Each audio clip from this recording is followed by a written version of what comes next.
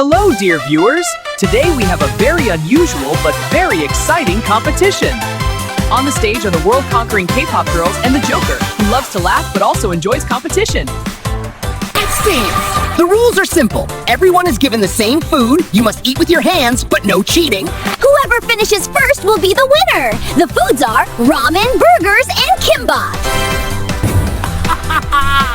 This time, we're not destroying the city, we're destroying the food!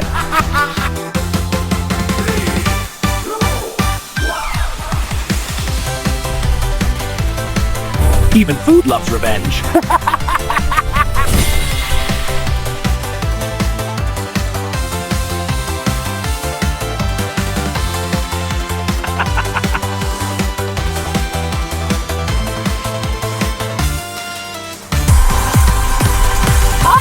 We prepared for this day Sunday. No one can match me when it comes to eating fast.